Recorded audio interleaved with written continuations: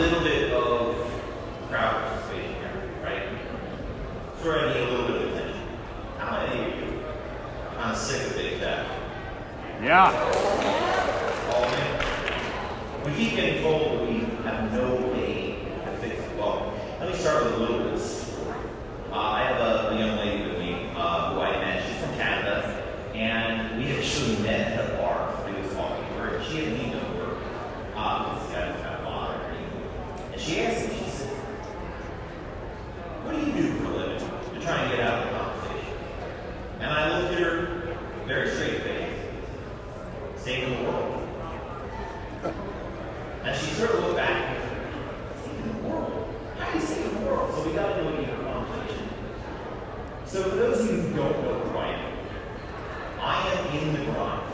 I am actually one of the very few people that is fighting the Section 230 problem. You all know what Section 230 is? Yeah. Right? Yes.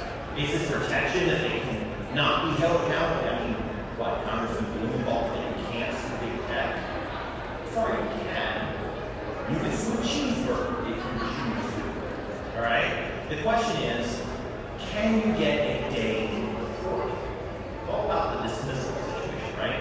Well, I have been focused on this problem now for 4 solid years, solely on this problem. I got some good news for you. We know how to stop big tech now.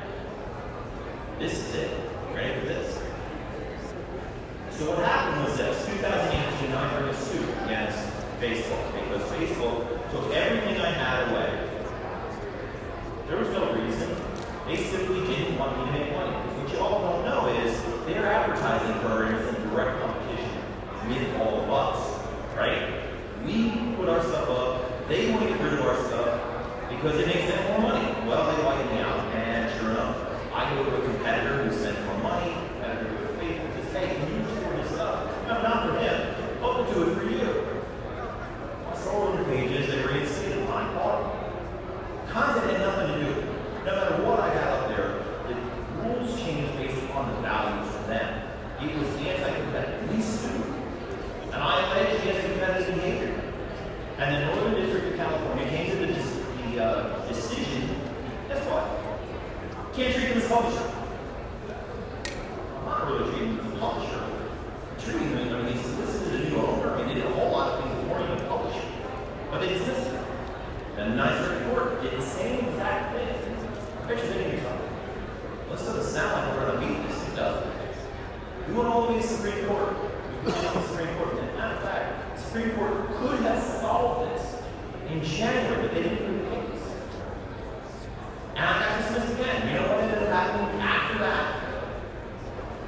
Another decision in another court case came to the decision, and if you can pull up slide 1, I appreciate that. It came to a completely new decision in Name versus Malloy. And they said, quote, "The Good Samaritan provision of the Communications Decency Act does not immunize blocking and filtering decisions that are based upon anti-competitive animals."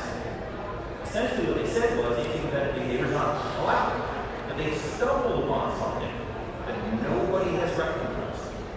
Now there's a reason why all of these words are underlined. Have you ever heard that the 26 words that invented the internet?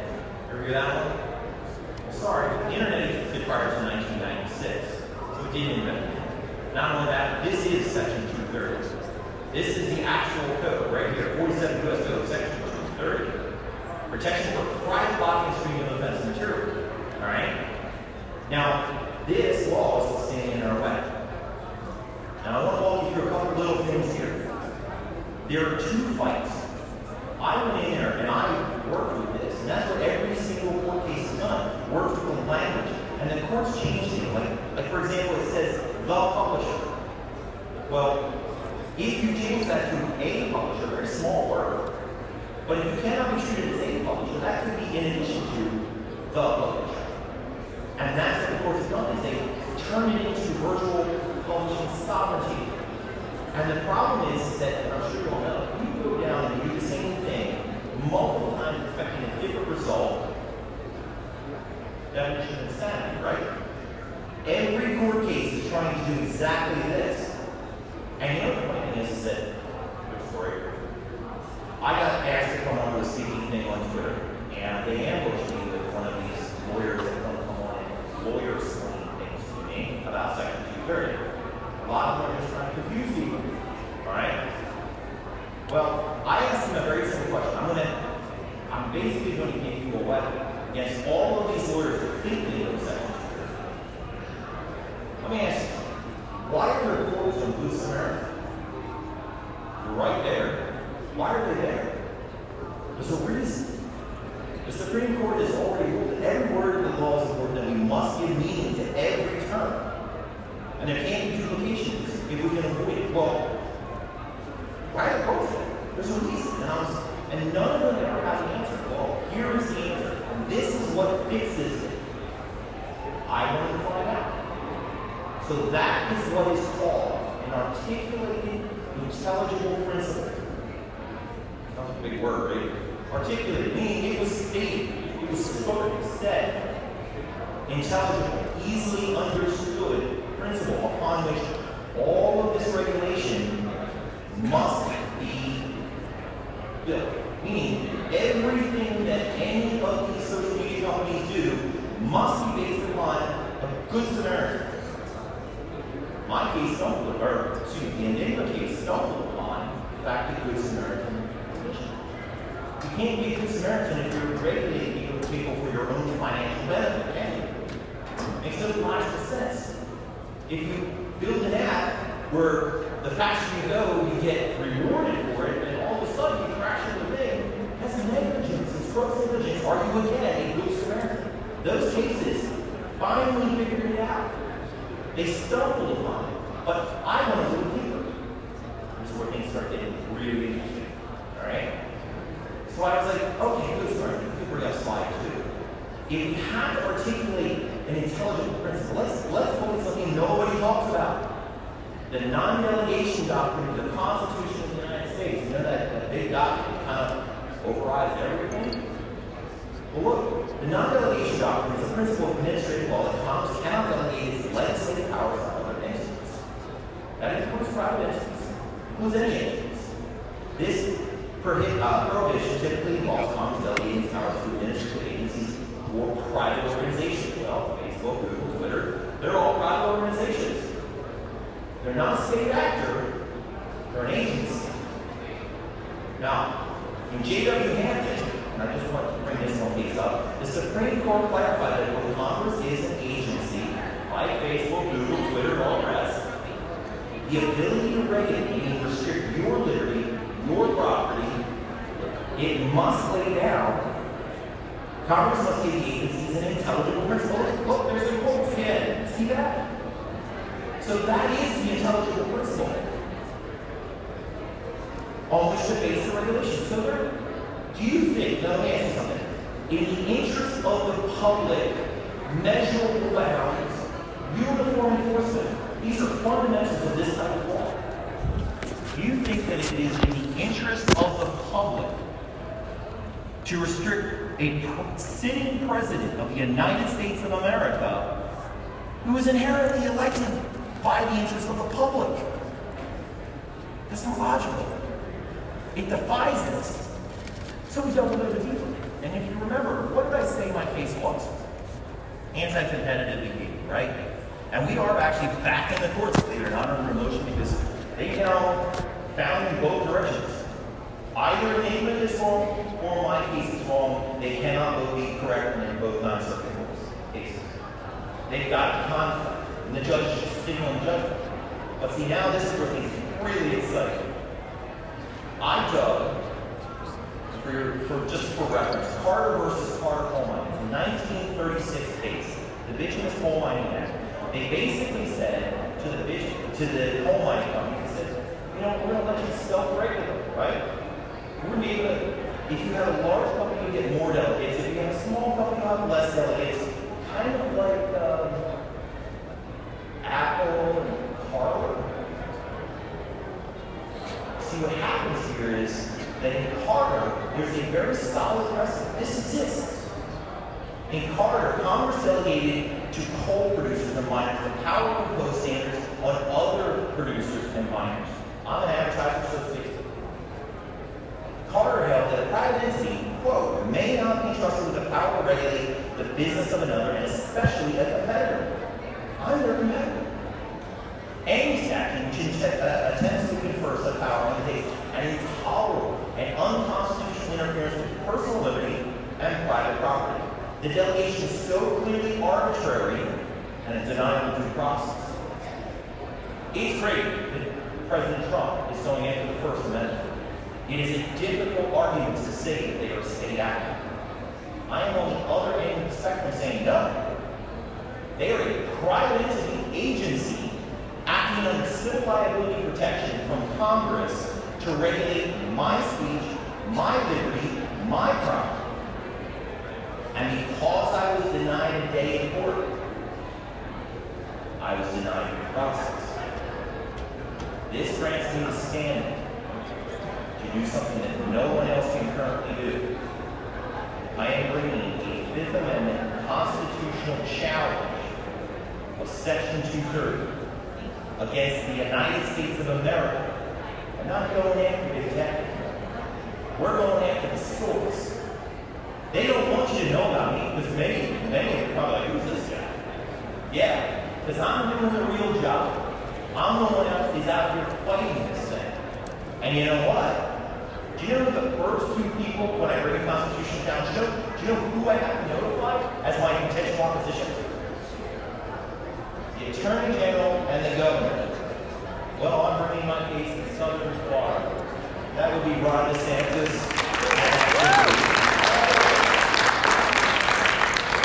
So there is a huge opportunity here. The state of Florida could act as my opposite. You know what? We're going to say that it is constitutional in some way, shape, form, whatever. Or the state actually has the option of becoming my ally. They can join me because a state has a way around sovereignty and can actually become my co-plaintiff. Meaning, Governor DeSantis and actually Moody could bring the state of Florida against the United States of America using my standing, and we bring the entire law down. We repeal it finally. And for those of you that are, I know that was what if he loses? Right? Maybe you're thinking that right now. What if he loses? These courts don't want to hear this stuff, right? Well, first of all, this isn't a normal court case. It's a tribunal. It's a constitutional challenge. I'm not challenging the law. I'm not asking for a win. What I'm asking for them to do now is clarify. Is it constitutional or is it not? It's clearly not now. And I bet you've never heard this argument anywhere. Why? They say stupid things like, have you ever heard this one? Section 230 is a protection for the First Amendment. You ever heard that one? That's ridiculous. Your First Amendment is ensured by the Constitution. Matter of fact, technology companies had a First Amendment prior to 1996. And they still do. They can take that anything they want. I'll agree. You're right. Private entities can do anything they want. And I will sue their ass off. But standing in your way has nothing to do with the First Amendment. It has to do with Section 230's protection. It's a protection from civil liability. So they're saying, we won't give you process. We will literally deny you a day in court when we will give them the power to restrict your ability to say something. That's what this comes to. And before that, it's funny because somebody said to me, and I really have to thank actually the American Priorities Festival, right? Katja, I spoke 2 years ago here, and I was a headline speaker. Nobody knew who I was. I mean, there's an inherent reason. They don't want anybody to know who I am, right? They don't want this information out there. I came in and I spoke as a headliner, and there were people angry, like, who's this guy? And I walloped it. I came in here and I actually did the language of the law, because we weren't at the constitutional level of this just yet. And I explained it so well. It's a funny story. And I was going to tell Katja anyhow, so I'll tell all of you. It's kind of an interesting story. So after I had spoken and I had basically torn Section 230 apart, the real answers that the courts won't fix. So the problem isn't the law, it's just the courts won't fix it. I went up to the restaurant up there, and I was sitting with my attorneys, and I went to the restroom, and on my way back, this guy was sitting there, a big guy, and a woman was sitting next to him, and he had a thick Russian accent. Jason, come here, Jason. So I walked over and I said, thank you. He said, you are a very smart man. I watched your presentation. How did you figure out all of this? I sat down and read. Are you an attorney? No, just smart. All you have to do is read. Keep reading. When you're done reading, read some more. Just keep going.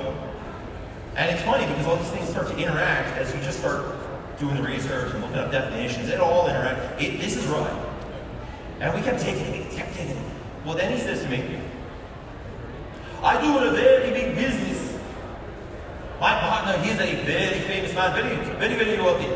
Do you know who Bill Gates is? This is here. At which point, I'm like, uh-oh. And he says to me, Bill Gates thinks you're a genius. True story. I mean, I'm not making this up. And I'm thinking to myself, so the guy identifies himself as Wagner Moura. Do you know who that is?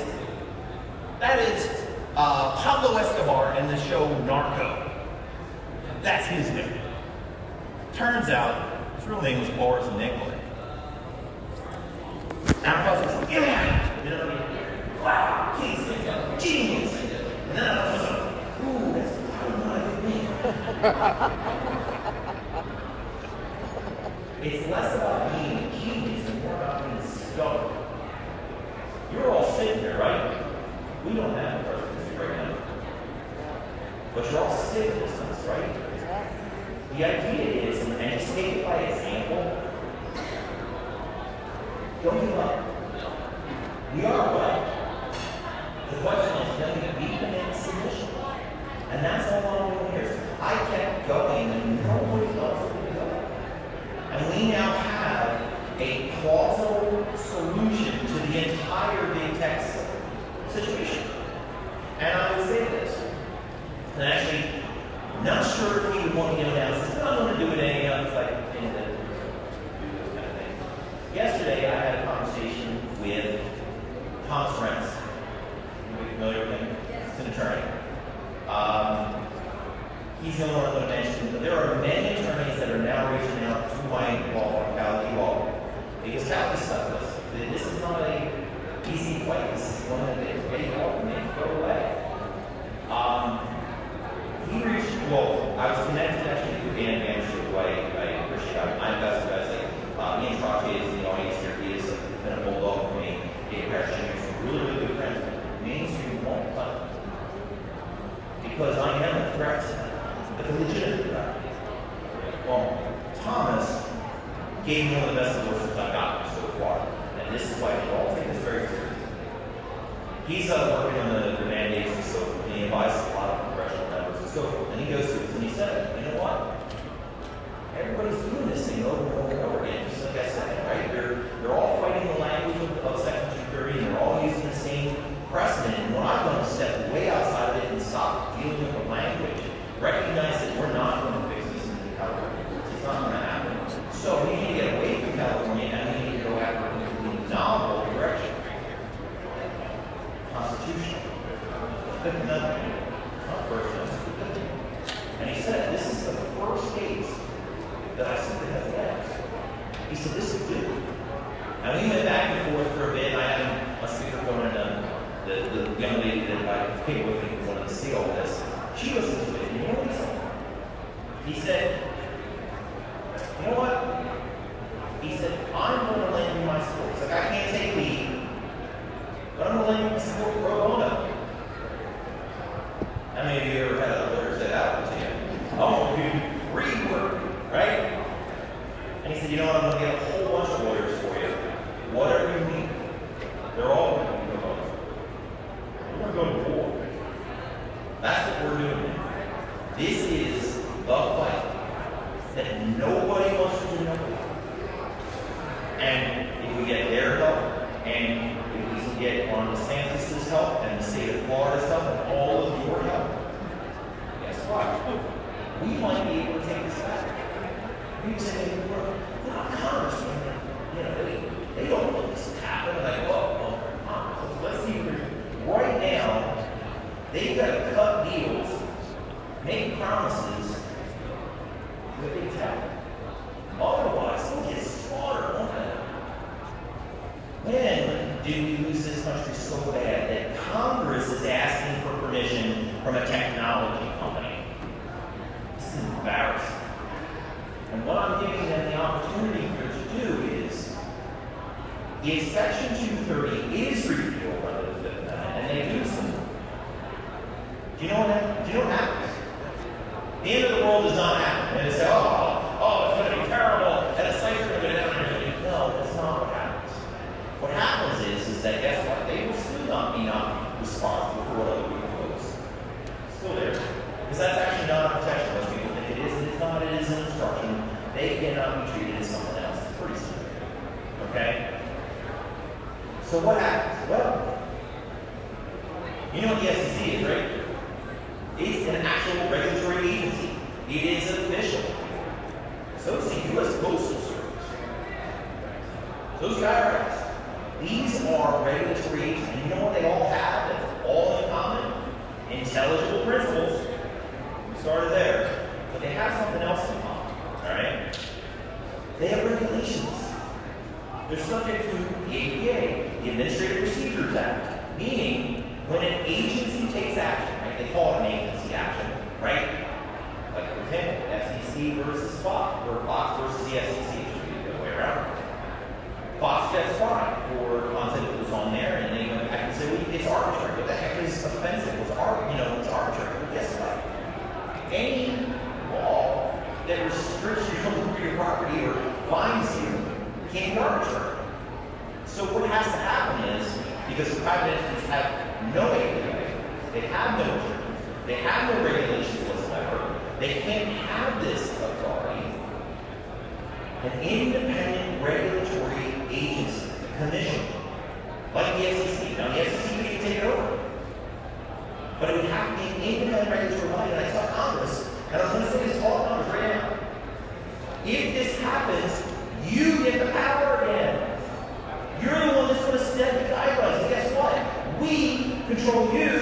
You now control what can restrict us instead of Zuckerberg, Dorsey. See, they shouldn't have. And it's funny because, think about the irony of this, right? Congress says, we're going to grant, I said, you know what? I'm going to grant you the power to restrict anybody in this room, any human in this room. And then you turn around and you restrict me. Congress gave a private entity the ability to regulate Congress. It's ridiculous. We're trying to get the power back to Congress so that our elected officials set the regulations as to what is and is not acceptable online. This is about.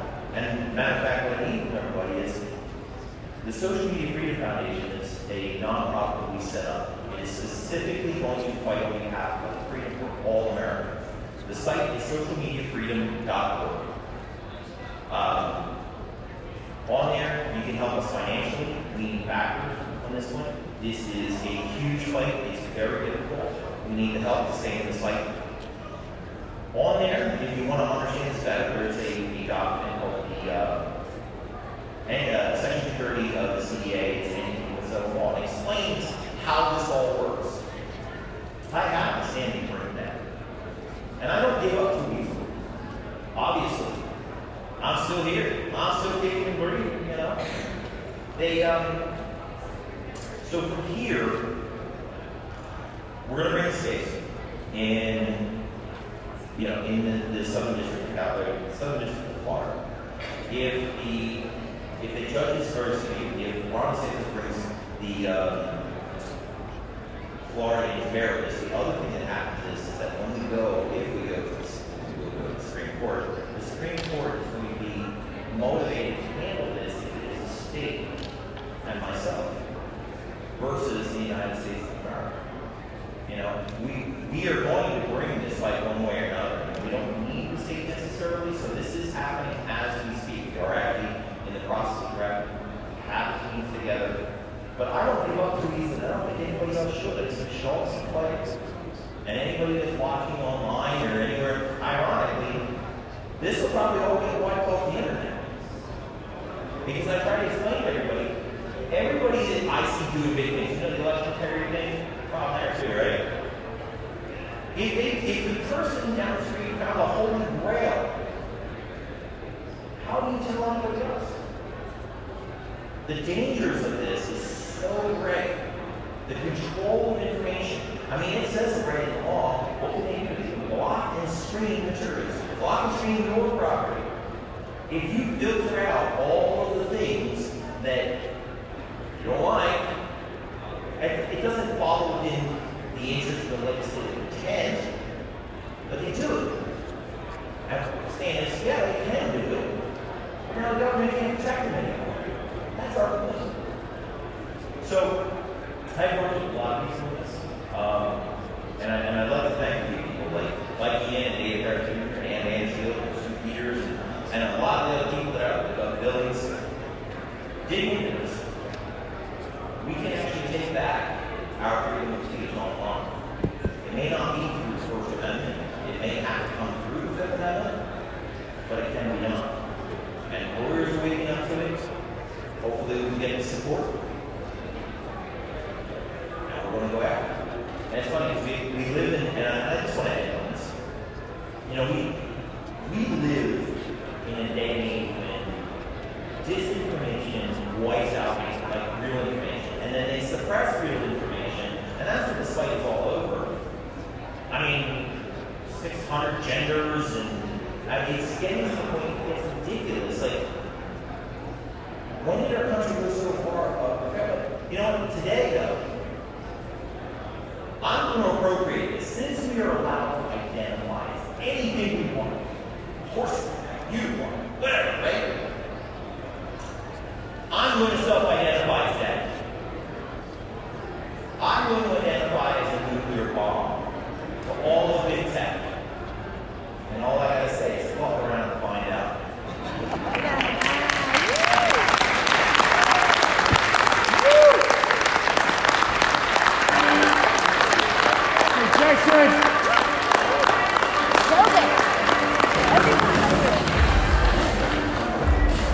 That's awesome.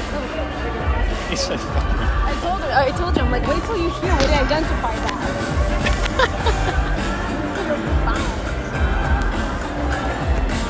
He spent more time with me than he spent with these folks. All right, hey.